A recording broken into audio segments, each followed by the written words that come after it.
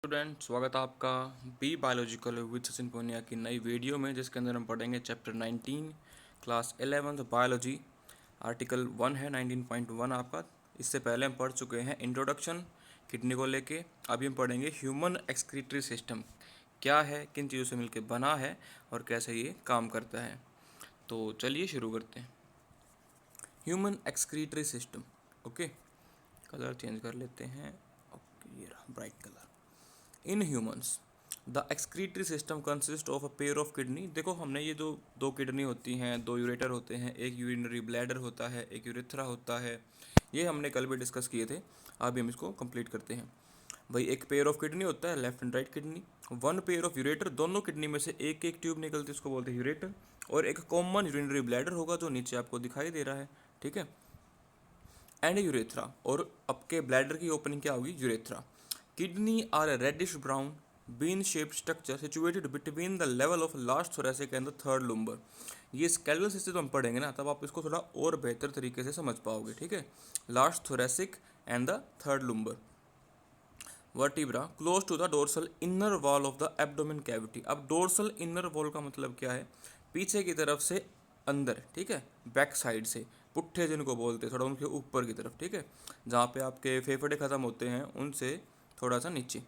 Each kidney of an adult human measure 10 to 12 centimetre. ये measurement है, ज़्यादा इनके बारे में कोई पूछता नहीं है, बस आपको थोड़ा आइडिया होना चाहिए कि 10 to 12 सेंटीमीटर की होती हैं आपकी लेंथ में, और 5 से 7 सेंटीमीटर की चौड़ाई होती है विड्थ, और 2 से 3 सेंटीमीटर की थिकनेस होती है, मोटाई होती है। और एवरेज वेट जो होता है 120 to 170 ग्राम्स होता है किडनी का weight. Okay, toward the centre of the inner concave surface. देखो भाई, ये इस तरीके से बनी है, तो ये जो साइड है इसको हम बोलते हैं कॉनकेव, अंदर की तरफ, ठीक है। अब ये कहा है कि भाई toward the centre of the inner concave surface the kidney has a नोच कॉल्ड द हिलम। ये वाला जो हिस्सा है इसको क्या बोला गया है, हिलम बोला गया है। ओके, थ्रू विच यूरेटर, क्या है ureter, blood vessel and nerves enter. अब यहाँ से तो ब्लड जा रहा है, यहीं से यूरेटर जा रहा है, यहीं से आपके नर्व जाएंगे, वो यहाँ से एंटर कर दें किडनी के अंदर। इनर टू हिलम, जब हिलम के अंदर चले गए, a broad funnel shape space called the renal pelvis with projection called the calyces. वो इसके अंदर क्या होता है, प्रेजेंट होता है। अब ये इस तरीके से होता है, ठीक है। तो ये हिलम है, तो ये क्या है आपका प्रोजेक्शन के साथ calyces. The outer layer of kidney is tough capsule. Outer layer जो है काफ़ी टफ कैप्सूल होता है।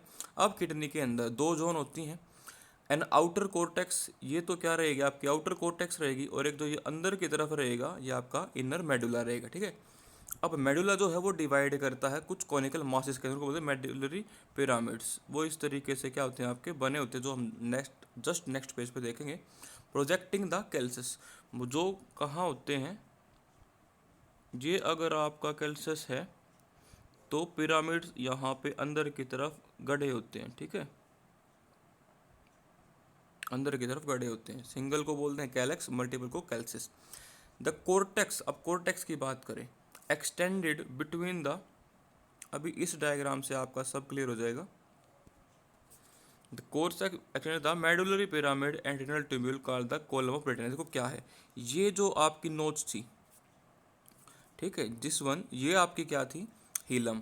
और ये जो येलो येलो सा पार्ट है ये आपका क्या था, कैलेक्स या कैल्सस। फिर हमने कहा था कि एक ये जोन तो क्या होती है आपकी कॉर्टेक्स, और ये वाला अंदर का जो हिस्सा होता है ये होता है आपका मेडुला। अब क्या कहा है, जो कॉर्टेक्स है वो मेडुला के अंदर भी घुसा हुआ है, ठीक है। ये जो मेडुलरी पिरामिड्स हैं इनके अंदर तक क्या है, घुसा हुआ है आपका क्या, कॉर्टेक्स, ठीक है। तो वो बता रखा है, और इन्हीं को क्या बोलते हैं, कॉलम ऑफ ब्रिटेनी बोलते हैं। क्या बोलते हैं, कॉलम ऑफ ब्रिटेनी या फिर रीनल कॉलम्स, ये नाम लिखा हुआ है, ठीक है। काफ़ी इजी है समझना, एक दो बार डायग्राम बना लोगे तो पक्का आपको याद हो जाएगा। और यहीं से, ये छोटी छोटी बात थी, यहाँ से आपके नीट के अंदर क्वेश्चन पुट होगा। ओके, अभी जो किडनी की बात करते हैं, अभी किडनी के अंदर क्या क्या होता है। Each kidney has a nearly 1 million complex tubular structure called the nephron. आप सबने पढ़ा होगा 10th क्लास के अंदर नेफ्रॉन के बारे में। पीसीटी डीसीटी के बारे में पढ़ा होगा। गलत बात है यार, भाग जाता है ये। तो चलो नीचे ही बना के दिखाएंगे, वो अभी नहीं छेड़ते। तो क्या था, आप सबने पढ़ा होगा नेफ्रॉन्स होती हैं विच आर फंक्शनल यूनिट, और ये आपको पता होगा कि जो भी फंक्शनल यूनिट है किडनी की वो क्या रहेंगे आपकी नेफ्रॉन। अब नेफ्रॉन के पार्ट होते हैं, एक तो होता है उसका ग्लोमेरुलर पार्ट और एक होता है उसका रीनल ट्यूब्यूल। एक ग्लोमेरुल्स होता है, ठीक है, और पीछे फिर टेढ़ी मेढ़ी सीधी हो जाती है, फिर वो टेढ़ी मेढ़ी हो गई क्या बनाती है आपकी PCT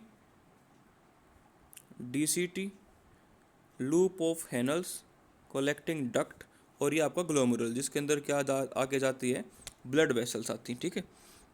ग्लोमेरुल is a tuft of capillary formed by afferent arteriole.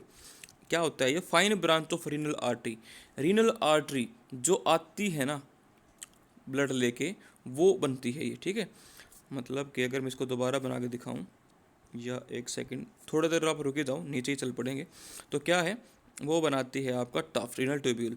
ग्लोमेरुल is a tuft of capillary form by the efferent artery, blood from the glomerulus carried by away of the efferent artery. देखो क्या लिखा, ये जो चीज़ है, ये efferent artery आई, ये tuft गुच्छा बन गया, एफरेंट लेके आई ब्लड को, रिफरेंट लेके चली गई, ठीक है।